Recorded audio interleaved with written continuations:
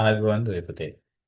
අදත් ඔයගොල්ලෝම Chamara වෙරළුපේ YouTube channel එකට ආදරෙන් පිළිගන්නවා. මේ වෙනකොට අපි මේ YouTube channel එක හරහා නම්‍යතාවය සංකල්පයට අදාළ ගොඩාක් සංකල්ප මේ වෙනකොට කතා කරලා තියෙනවා. ඒක යටතේ අපි මිලෙල්ලුම් නම්‍යතාවයට අදාළ සියලු කොටස් මේ වෙනකොට ආවරණය කරලා තියෙනවා. ඒ නිසා අද දවසේදී මම ඔයගොල්ලොත් එක්ක කතා කරන්න බලාපොරොත්තු වෙන්නේ නම්‍යතාවයේම තවත් එක කොටසක් වෙච්ච හරස් මිලෙල්ලුම් නම්‍යතාවය ගැන. හරස් මිලෙල්ලුම් නම්‍යතාවය කියලා කියන්නේ මොකක්ද? සහ මේ අනුව අපි කොහොමද භාණ්ඩ වර්ගීකරණය කරගන්නේ කියන එක තමයි මේ වීඩියෝ එකෙන් මම ඔයගොල්ලොත් එක්ක කතා කරන්න බලාපොරොත්තු වෙන්නේ.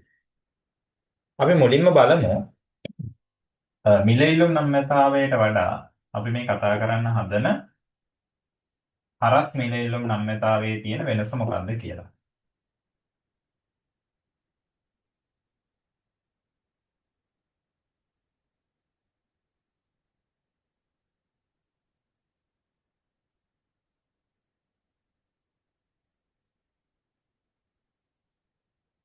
හරි.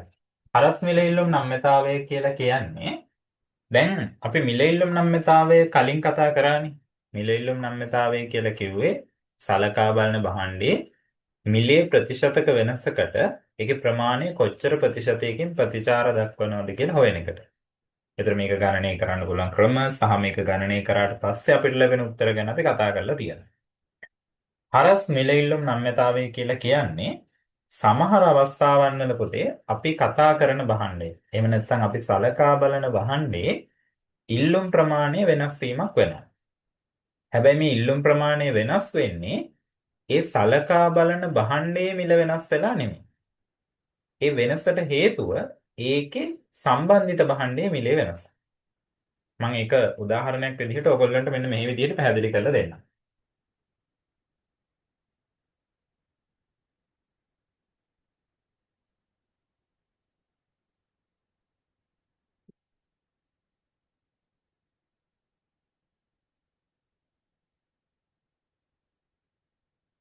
දැන් මම බෝඩ් එකේ ඔයගොල්ලන්ට භාණ්ඩ දෙකක් ලියලා තියෙනවා. එකක් සහල් අනිත් එක තිරිඟු පිටි.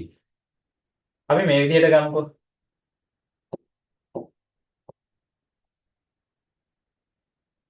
දැන් මේ තියෙන්නේ සහල් මිල සහ සහල් වල ඉල්ලුම් ප්‍රමාණය. මෙතන තියෙනවා තිරිඟු පිටි මිල සහ තිරිඟු පිටි වල ඉල්ලුම් ප්‍රමාණය. දැන් අපි ඔන්න බලනවා පළවෙනි අවස්ථාවේදී හාල් වල මිලක් රුපියල් 10යි. ඒක යටතේ අපි හාල් කිලෝ 100ක් මිලදී ගන්නවා. ඊට පස්සේ තිරිඟු පිටි වල මිලක් රුපියල් 10යි.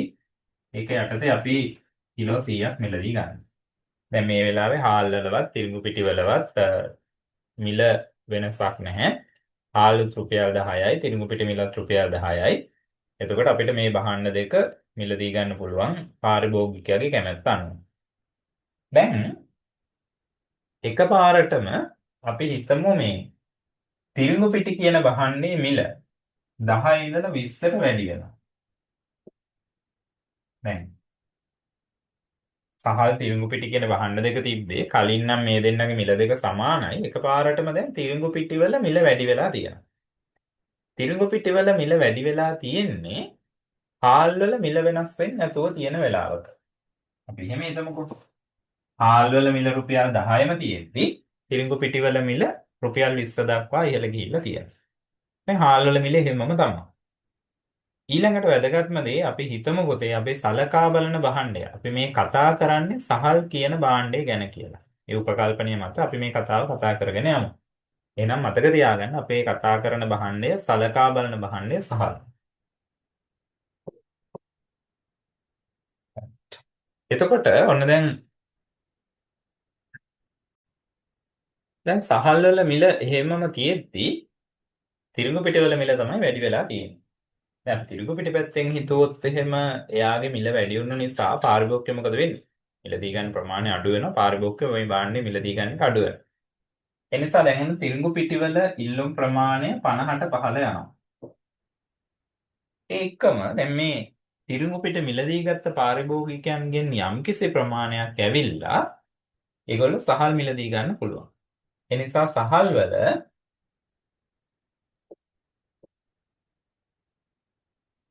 ඉල්ලුම් ප්‍රමාණය 150ක් දක්වා ඉහළ ගිහිල්ලා තියෙනවා. දැන් මම හිතනවා මේක ඔයගොල්ලන්ට පැහැදිලි ඇති කියලා. සහල් සහ තිරිඟු පිටි කියලා භාණ්ඩ වර්ග දෙකක් තිබුණා. එතකොට දෙකේම මිල සමානව තමයි තිබුණේ. ඊට පස්සේ හාල් වල මිල රුපියල් 10යි, තිරිඟු පිටි වල මිල රුපියල් 10යි. ඔය විදිහට සමානව තිබුණා. නමුත් එකවරම සිද්ධ වුණේ තිරිඟු පිටි වල මිල ඉහළ ගියපු එක. දැන් සහල් කියන භාණ්ඩේ මිල ඉහළ ගිහිල්ලා නැහැ. එයාගේ මිල හැමම තිබිලා. නමුත් දැන් මම කලින් ඔයගොල්ලන්ට පැහැදිලි කරානේ අපි මේ කතා කරන භාණ්ඩය සහල් කියලා. දැන් ඔයගොල්ලන්ට පේනවද හාල් වල මිල වෙනස් වෙලා නැතුව තියෙද්දි නමුත් හාල් මිලදී ගන්න ප්‍රමාණය මොකක් වෙලාද උදේ? හාල් මිලදී ගන්න ප්‍රමාණය වෙනස් වීමක් වෙලා තියෙනවා. ඒ කියන්නේ හාල් මිලදී ගන්න ප්‍රමාණය 100 සිට 150 දක්වා ඉහළ ගිහිල්ලා තියෙනවා. හැබැයි මේ වැඩේ උනේ හාල් වල මිල වෙනස් වෙලා නෙවෙයි. හාල් එක්ක සම්බන්ධිත භාණ්ඩයක් තිබ්බ තිරිඟු පිටි කියලා. එතකොට මෙන්න මේ තිරිඟු පිටි කියන භාණ්ඩයේ මිල වෙනස් වීම නිසා පාරිභෝගිකයා මිලදී ගන්න ප්‍රමාණය යම්කිසි වෙනසක් අපිට දකින්න පුළුවන් වෙලා තියෙනවා. එතකොට අහගන්න සමහර වෙලාවට පුතේ සලකා බලන භාණ්ඩයේ ඉල්ලුම් ප්‍රමාණයේ වෙනසක් වෙනවා. එයාගේ මිලේ වෙනසක් නිසා නෙමෙයි. සම්බන්ධිත භාණ්ඩයේ මිලේ වෙනසක් නිසා. ඒ කියන්නේ සම්බන්ධිත භාණ්ඩයේ මිල වෙනස් වෙනකොට සලකා බලන භාණ්ඩයේ ඉල්ලුම් ප්‍රමාණය වෙනස් වීමක් අපිට දකින්න පුළුවන් වෙනවා. දැන් අපි කලින් කතා කරලා තියෙන්නේ සලකා බලන භාණ්ඩයේ මිල වෙනස් වෙනකොට ඒ ඉල්ලුම් ප්‍රමාණය වෙනස් වෙනවා කියලානේ. හැබැයි දැන් අපි දන්නවා සලකා බලන භාණ්ඩයේ මිල වගේම, ඒ කියන්නේ අපි කතා කරන භාණ්ඩයේ මිල වගේම සම්බන්ධිත භාණ්ඩයේ මිල වෙනස් වෙනකොටත් එයාගේ ඉල්ලුම් ප්‍රමාණය වෙනස් වෙනවා. එතකොට මොකද්ද මේ හරස් මිල ඉල්ලුම් නම්‍යතාවය කියලා කියන්නේ? හරස් මිල ඉල්ලුම් නම්‍යතාවය කියලා කියන්නේ අපි කතා කරපු නම්‍යතාවයේම තවත් එක ප්‍රභේදයක්. අපි උපකල්පනය කරනවා භාණ්ඩයක ඉල්ලුමට බලපාන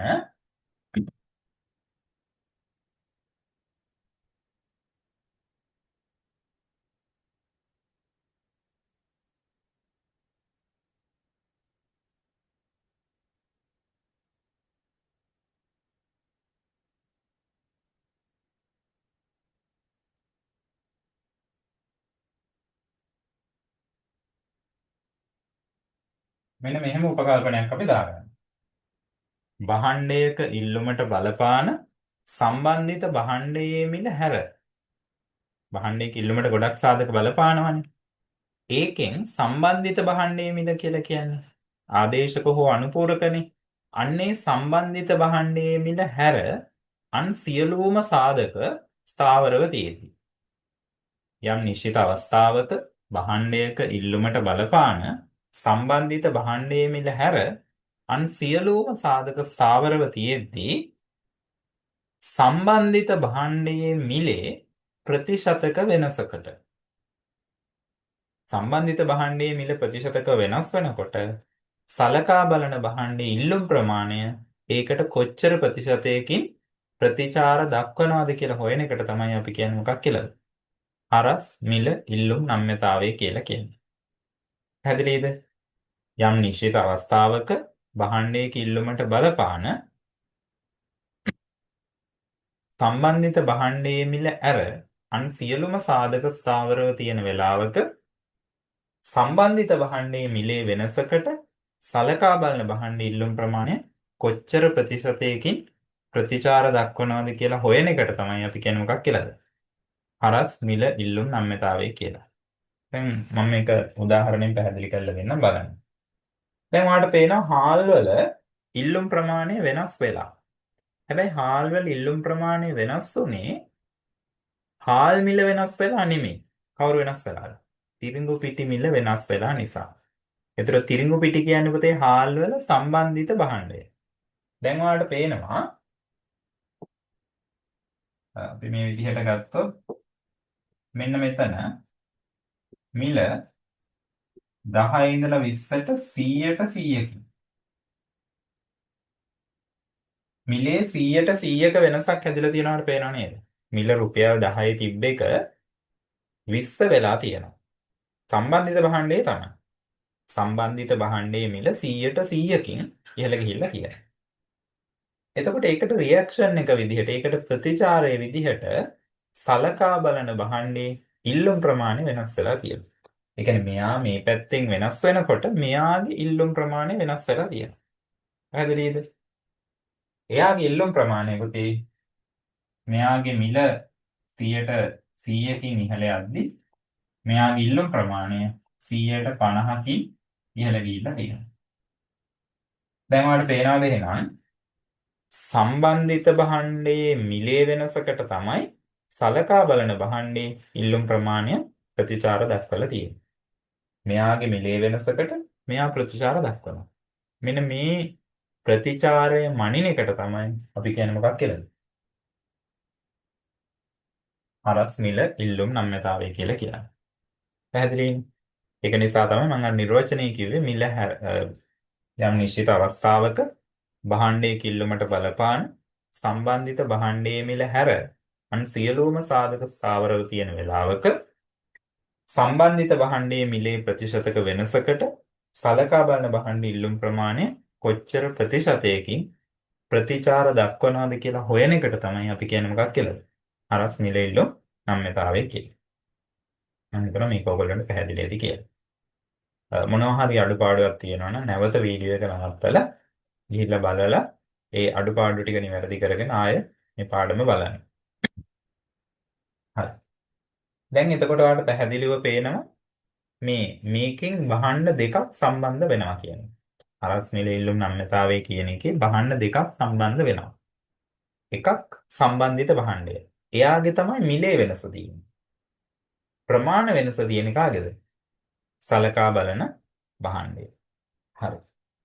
එතකොට ඔයාට මතක ඇති අපි ඉල්ලුම් නම්‍යතාවය හොයන්න සූත්‍රයක් හදුවා.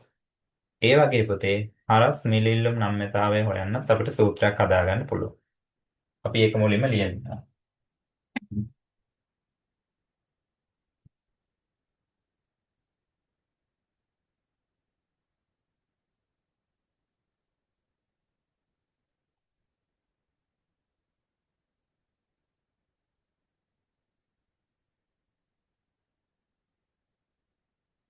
අපි මේ විදිහට ගමු. හරස් මිල ඉල්ලුම් නම්‍යතාවය සමානයි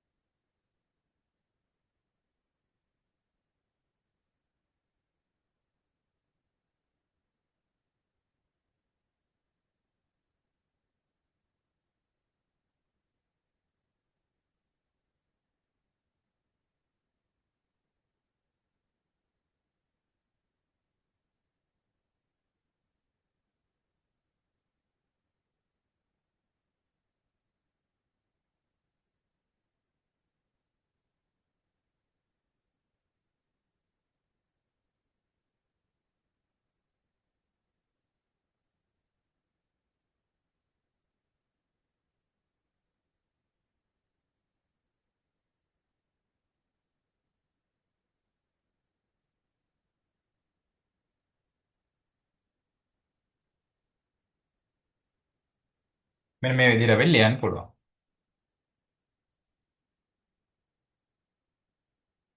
හරස් මිල ඉල්ලුම් නම්‍යතාවය සමානයි සලකා බලන භාණ්ඩයේ ප්‍රමාණ ප්‍රතිශතක වෙනස. බෙදන්න ඕනි කාගෙන්ද?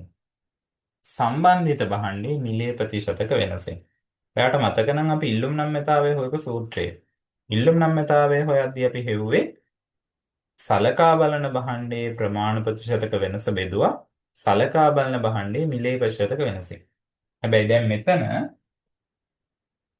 ප්‍රමාණ වෙනස උනේ සලකා බලන භාණ්ඩයේ මිලේ වෙනස උනේ සම්බන්ධිත භාණ්ඩයේ. ඒ නිසා පුතේ අපි සූත්‍රය වෙනස් කරගන්නවා. හරස් මිල ඉල්ලුම් නම්‍යතාවය සමානයි සලකා බලන භාණ්ඩයේ ප්‍රමාණ ප්‍රතිශතක වෙනස බෙදනවා සම්බන්ධිත භාණ්ඩයේ මිලේ ප්‍රතිශතක වෙනසෙන්. මේක අපි සමීකරණයක් විදිහට තව මෙහෙම ලියන්න පුළුවන් අපිට. cross price elasticity of demand කියලා අපි ගමු. XED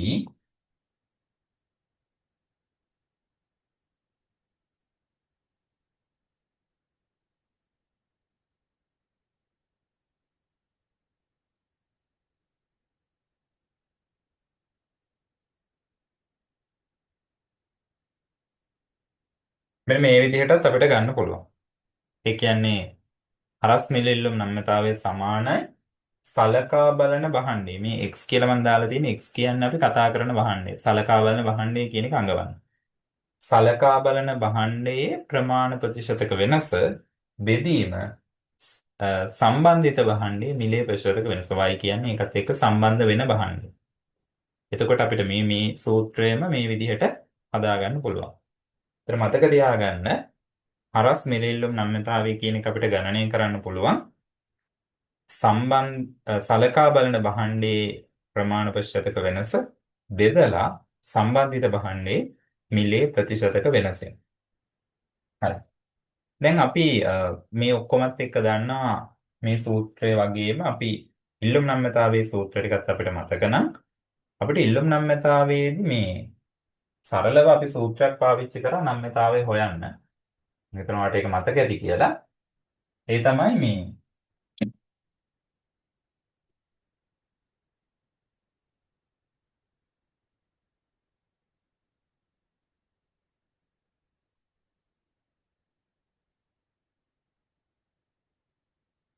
මෙන්න මේ වගේ සූත්‍රයක් පාවිච්චි කරා මම හිතනවා වාට මතක ඇති. PED එහෙම නැත්නම් price elasticity of demand සමානයි ඩෙල්ටා QD බෙදනවා ඩෙල්ටා P ගෙන් වැඩි කරනවා P බෙදීම Q ගෙන්. මේ වගේම සූත්‍රයක් අපිට පාවිච්චි කරන්න පුළුවන් පුතේ හරස් මිලිල්ලුම් නම්‍යතාවය ගණනය කරන්න. අපි බලමු හරස් මිලිල්ලුම් නම්‍යතාවය හොයන්න මේ සූත්‍රය කොහොමද වෙනස් වෙන්නේ කියලා. අපි ලියනවා මෙන්න මෙහෙම.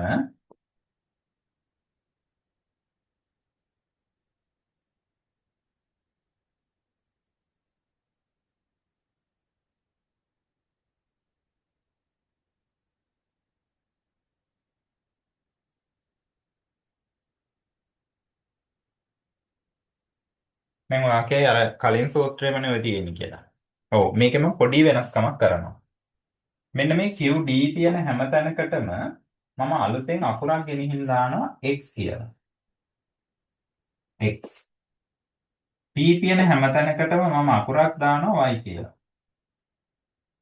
ඔය අරින්න හරස් මිලිල්ලුම් නම්‍යතාවය වෙන සූත්‍රය පුතේ අර මිලිල්ලුම් නම්‍යතාවය වෙන සූත්‍රයම තමයි පොඩි වෙනස්කමක් වෙනවා මේකේ ඩෙල්ටා QD x කියලා තියෙනවා.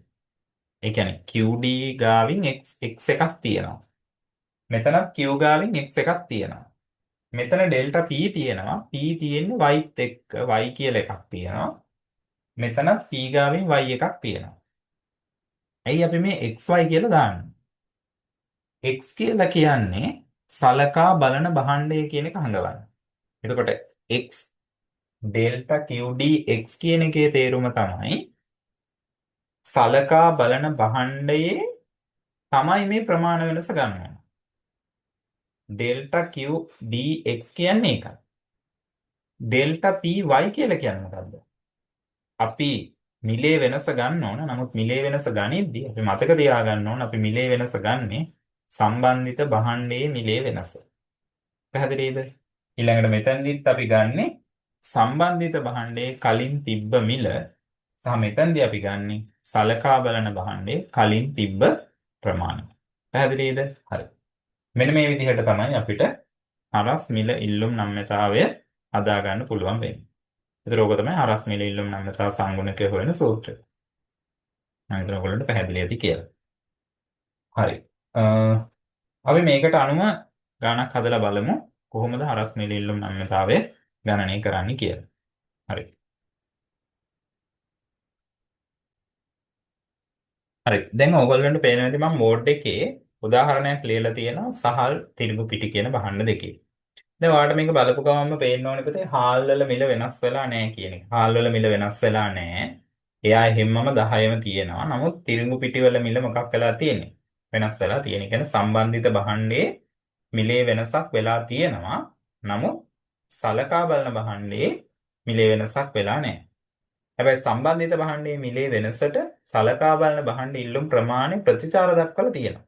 දැන් මෙයා 10 ඉඳලා 20ට වෙනස් වෙනකොට මෙයා ප්‍රතිචාර දක්වමින් 100 ඉඳලා 150ට තමන්ගේ ප්‍රමාණය වැඩි කරගෙන තියෙනවානේ. ඒ නිසා දැන් ඕක තමයි සිද්ධිය. අපි බලමු මේකේ නම්‍යතාවය මැනලා කොහොමද නම්‍යතා සංගුණක එන්නේ කියලා. අපි මුලින්ම සූත්‍රය ලියාගමු.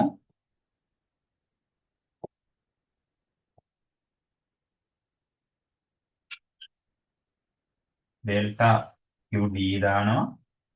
බෙදීම ඩෙල්ටා P වැඩි කිරීම P බෙදීම Q. ඊට පස්සේ මම ඔයාලට කිව්වා QD තියෙන හැම තැනකටම x දාන්න. P තියෙන හැම තැනකටම y දාන්න. හරි. දැන් අපිට මනින්න පුළුවන් ඩෙල්ටා QDX. ඩෙල්ටා QD ගන්න සලකා බලන භාණ්ඩය. ඒක හොඳට මතක තියාගන්න. මම මෙතන සලකා බලන භාණ්ඩය සහල්. ඒ නිසාම සහල් වල ඉල්ලුම් ප්‍රමාණය වෙනස ගන්නවා. 100 ඉඳලා 150ට මොකක් වෙලා තියෙන්නේ? 50කින් අගය වැඩි වෙලා තියෙන්නේ. ඒ නිසා 100 150 වෙනවා කියලා කියන්නේ 50කින් Tamanගේ ප්‍රමාණය වැඩි කරගෙන. දැන් අපි මිලේ වෙනස ගන්න ඕනිනේ. මිලේ වෙනස ගන්නකොට අපි බලන්න වෙනවා මිලේ වෙනස 10 ඉඳලා 20ට මොකක් වෙලාද? වැඩි වෙලා. හැබැයි මිලේ වෙනස තියෙන්නේ සලකා බලන භාණ්ඩේ නෙමෙයි සම්බන්ධිත භාණ්ඩයේ මිලේ වෙනසක් තියෙනවා. දැන් සම්බන්ධිත භාණ්ඩයේ මිල 10 ඉඳන් 20 දක්වා 10කින් ඉහළ ගිහිල්ලා තියෙනවා. එහෙනම් අපි මෙතනට 10 කියලා දාගමු. 10කින් ඉහළ ගියා. right. ඊගාවට කලින් තිබ්බ මිල ගන්න ඕන. කලින් තිබ්බ මිල ගන්න පොතේ මම ඔයාලට කිව්වා y භාණ්ඩෙන්. එහෙම නැත්නම් සම්බන්ධිත භාණ්ඩයෙන් තමයි මේක ගන්න. සම්බන්ධිත භාණ්ඩයේ කලින් තිබ්බ මිල තමයි 10 කියලා කියන්නේ.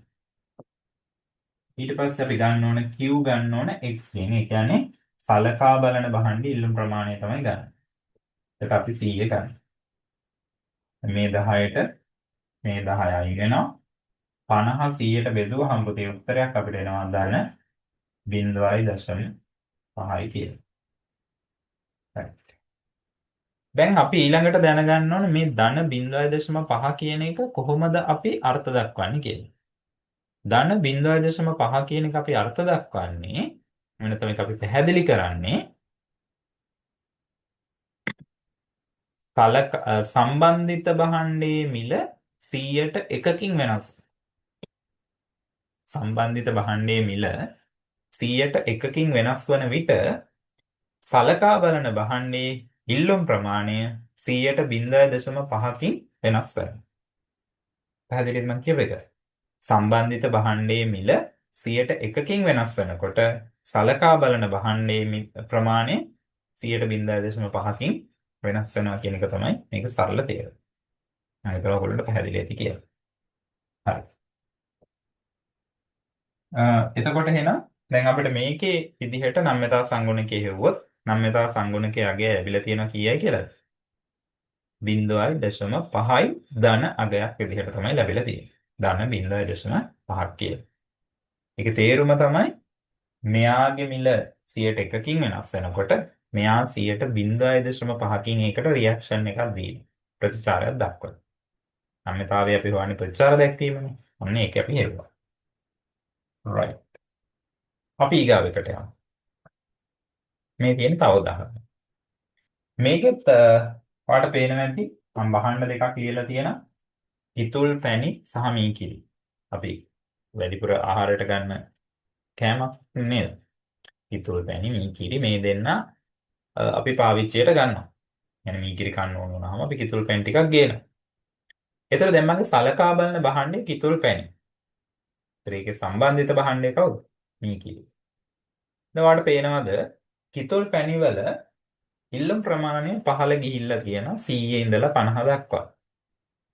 ඒ පහළ යන්නේ මීකිරි වල මිල 20 ඉඳලා 40 දක්වා ඉහළ යද්දී.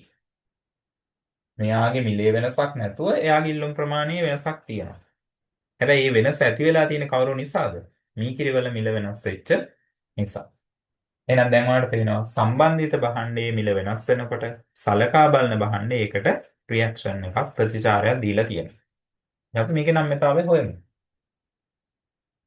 අපි මේ විදිහට ලියාගමු.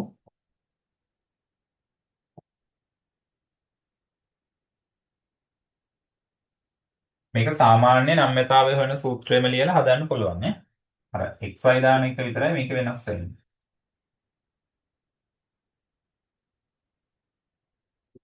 දැන් x දැන් x මේවට y ඔකටත් y.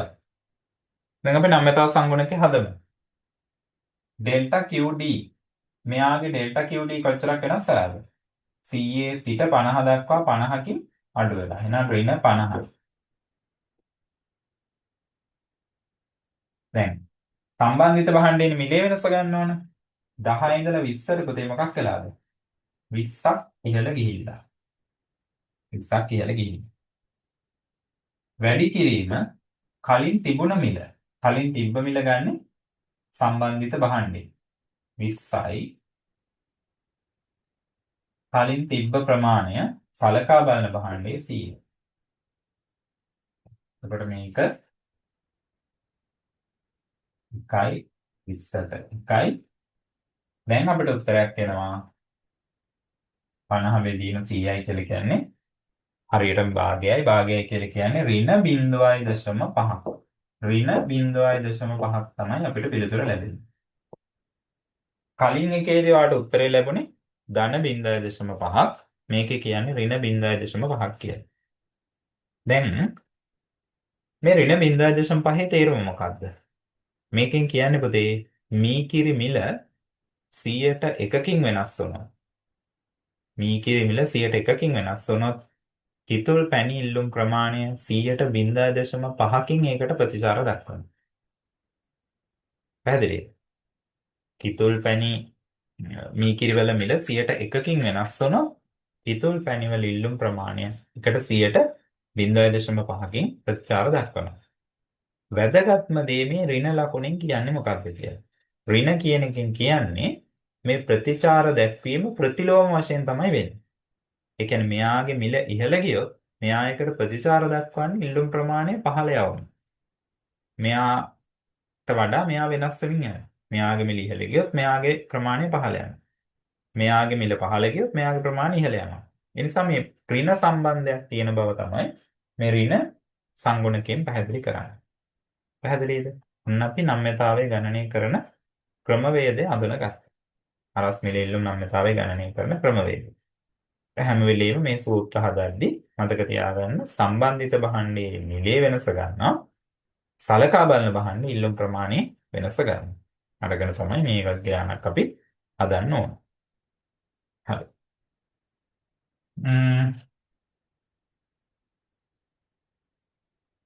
එහෙමනම් අපි දැන් බලමු හරස් මිල ඉල්ලුම් නම්‍යතාවය අනුව කොහොමද අපි භාණ්ඩ වර්ගීකරණය කරගන්නේ? හරස් මිල ඉල්ලුම් නම්‍යතා සංගුණකය හැදුවහම හරස් මිල ඉල්ලුම් නම්‍යතා සංගුණකය අනුව ඒකේ ප්‍රභේද අඳුන ගන්න පුළුවන්. ඔයාලට මතක නම් අපි ඉල්ලුම් නම්‍යතාවෙත් මේක කතා කරා. ඉල්ලුම් නම්‍යතාවේ සංගුණකයෙන් බලලා ඒ සංගුණකයේ අගය අනුව අපි නම්‍යතා ප්‍රභේද පහක් අඳුනගත්තා. ඒ වගේ පුතේ හරස් මිල ඉල්ලුම් නම්‍යතාවෙත් අපිට නම්‍යතා සංගුණකය අනුව ප්‍රභේද අඳුන ගන්න පුළුවන්. අපි බලමු කොහොමද හරස් මිල ඉල්ලුම් නම්‍යතා සංගුණකය අනුව මේ සංගුණක වෙනස් වීම අපි අඳුනගන්නේ කියලා. හරි. දැන් ඔයාලට පේනවා බෝඩ් එකේ මම ලියලා තියෙනවා හරස් මිල ඉල්ලුම් නම්‍යතා සංගුණක අනුව කොහොමද අපි භාණ්ඩ ප්‍රභේද වෙන් කරගන්නේ කියලා. හරස් මිල ඉල්ලුම් නම්‍යතාවයට පුතේ අපිට ලැබෙන්න පුළුවන් උත්තර එක්ක ධන විදිහට එහෙම නැත්නම් ඍණ විදිහට ලැබෙන්න පුළුවන්. හරස් මිල ඉල්ලුම් නම්‍යතා සංගුණකයේ අගය ධන විදිහට අපිට ලැබෙනවා නම් උත්තරේ ධන උත්තරයක් ලැබෙනවා නම් ඒක එකට අඩු වෙන්න පුළුවන් එකට වැඩි වෙන්න පුළුවන්. ධන උත්තරයක් අපිට ලැබෙනවා නම් ඒ භාණ්ඩ දෙක අපි අඳුන ගන්නවා ආදේශක භාණ්ඩ කියලා. ඒ කියන්නේ උත්තරේ ධන නම් හරස් මිල ඉල්ලුම් නම්‍යතා සංගුණකය මැන්නට පස්සේ අපිට එන උත්තරේ ධන නම් ධන උත්තරයකින් කියන්නේ මේ භාණ්ඩ දෙක ආදේශක භාණ්ඩ බව. උදාහරණයක් විදිහට ගත්තොත් අපි මෙතනින් ලියාගමු නිකන් තේ සහ කෝපි වගේ. මේ ආදේශකනේ පුතේ. තේ සහ කෝපි කියලා කියන්නේ ආදේශක. එතකොට අපිට උත්තරයක් ඇවිල්ලා තියෙනවා නම් ධන උත්තරයක් ඒක අනිවාර්යයෙන්ම ආදේශක භාණ්ඩ යුගලයක්. දැන් ඔයාලට ප්‍රශ්නයක් තියෙනවා ඇයි එහෙම කියන්නේ? කොහොමද ධන වුණාම ආදේශක කියලා කියන්නේ? ඔයා හිතලා බලන්න පුතේ තේ වල මිල වැඩි වෙන කාලෙට කෝපි වලට තියෙන ඩිමාන්ඩ් එකත් මොකද වෙන්නේ? වැඩි වෙනවනේ. හාල් වල මිල වැඩි වෙන කාලෙට තිරිඟු පිටි වලට තියෙන ඩිමාන්ඩ් එකත් වැඩි වෙනවා. ඊළඟට ඇස්ට්‍රා මිල වැඩි වෙන කාලෙට මෙඩෝලි වලට තියෙන ඉල්ලුම ඉහළ යනවා. හරිද? ඒ නිසා මේ අ, ආදේශක භාණ්ඩවල තියෙන ධන සම්බන්ධයක්. ධන නම් ආදේශක. හරිද? ඒ කියන්නේ භාණ්ඩයේ මිල වැඩි වෙන්න වැඩි වෙන්න වැඩි වෙන්න සම්බන්ධිත භාණ්ඩේ අලකා බලන භාණ්ඩ ඉල්ලුම් ප්‍රමාණයත් ඉහළ යනවා. ඒ දෙන අතර සම්බන්ධයේ තියෙන ධන. ඒ නිසා උත්තරේ ධන වෙනවා නම් ඒක මොන භාණ්ඩද? ආදේශක භාණ්ඩ. උත්තරේ ඍණ වෙනවා නම් අනුපූරක භාණ්ඩ. අනුපූරක කියලා කියන්නේ එකක් එක්ක පාවිච්චි කරන්න ඕන තව භාණ්ඩයක්. එහෙනම් උත්තරේ වාට ඍණ විදිහට ලැබෙනවා නම් ඒ භාණ්ඩ දෙක මතක තියාගන්න අනුපූරක භාණ්ඩ කියලා. හරි. අපි උදාහරණයක් දාගමු. අ, සපත්තු මේස්.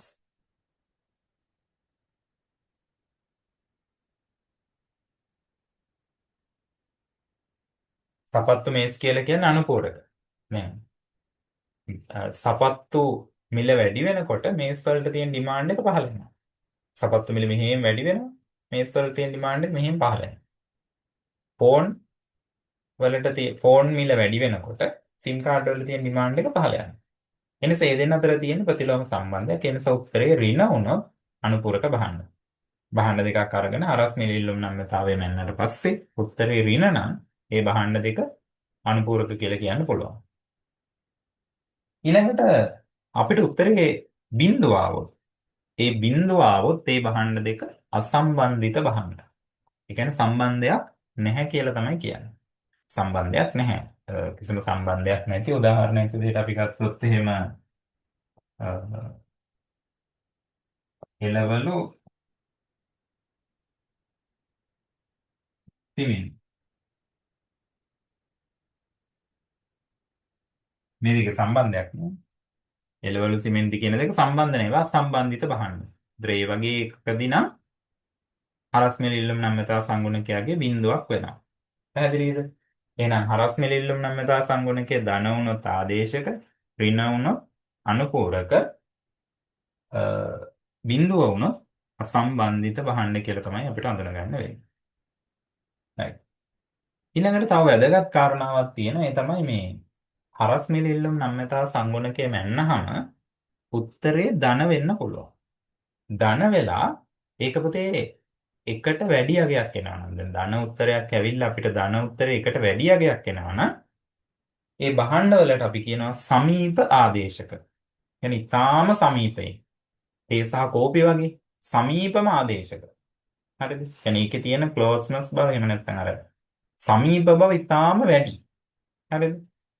නම්‍යතා සංගුණකයේ මැන්නහම ධන උත්තරයක් ඇවිල්ලා ධන උත්තරේ එකට වඩා වැඩි නම් ඒක සමීප ආදේශක. ධන උත්තරයක් තමයි ආවේ. හැබැයි එකට වඩා ටිකක් අඩුයි. එහෙමනම් දුරස්ථ ආදේශක. ඒ කියන්නේ සමීප නැහැ. උදාහරණයක් විදිහට ගත්තොත් බස් එකකින් යන එක දුම්රියෙන් යන එක. සමීප ආදේශක නෙමෙයිනේ. ආදේශක නමුත් යම් දුරස්ථ බවක් ඒකේ තියෙනවා. බස් එකකින් යනකොට තියෙන පීලින් එකයි කෝච්චිය යනකොට තියෙන පීලින් එකයි දෙකක්. ඒ දෙන සමීප ආදේශක කියලා අපිට සලකන්න බෑ. පුද්ගලයාණු එකත් වෙනස් වෙනවා. නමුත් ඒක ටිකක් දුරස්ථ ආදේශක. සමීප ආදේශක නම් ධන වෙලා උත්තරේ එකට වඩා වැඩි අගයක් වෙන්න ඕන. දුරස්ථ ආදේශක නම් ධන වෙලා උත්තරේ එකට වඩා අඩු අගයක් වෙන්න. මේ තියෙන්නේ හරස් මිල ඉල්ලුම් නම්‍යතා සංගුණකේ අග යනුව අපි කොහොමද භාණ්ඩ වර්ග කරලා වෙන් කරලා අඳුනගන්නේ කියන එක. මම හිතනවා එහෙනම් ඔයගොල්ලන්ට හරස් මිල ඉල්ලුම් නම්‍යතාවය ගැන හොඳ අවබෝධයක් ලැබෙන්නේ නැති කියලා. අපි පොඩ්ඩක් සාරාංශ කරගමු අද දවසේ අපි කතා කරපු ටික. මෙතනින් තමයි මම පටන් ගත්තේ. හරස් මිල ඉල්ලුම් නම්‍යතා සංගුණ නම්‍යතාවයේ අනු කුමක්ද කියන තැන. ඊට පස්සේ අපි කතා කරා ඒක හොයන ක්‍රමවේදය. කොහොමද අපි හරස් මිල ඉල්ලුම් නම්‍යතා සංගුණකය ගණනය කරන්නේ? ඒක සංකේතාත්මකව සහ සමීකරණයක් අපි විස්තරාත්මකව ලියමු. ඊට පස්සේ අපි ඒ අනුව නම්‍යතා සංගුණක මැන්න මයින්කොට අපිට සමහර ඒවා උත්තර ධන ආවා, සමහර ඒවා උත්තර ඍණ ආවා. එතකොට හරස් මිල ඉල්ලුම් නම්‍යතා සංගුණකයට ලැබෙන අගය අනුව අපි නම්‍යතා ප්‍රභේද අඳුනගත්තා. හරස් මිල ඉල්ලුම් නම්‍යතා සංගුණකයේ ධන වෙනවා නම් ආදේශක, ඍණ වෙනවා නම් අනුපූරක කියලා අපි අඳුරගන්නවා. ධන එකට වඩා වැඩි නම් සමීපාදේශක, ධන එකට වඩා අඩුයි නම් දුරස්ථාදේශක කියලා අපි අඳුරගන්නවා.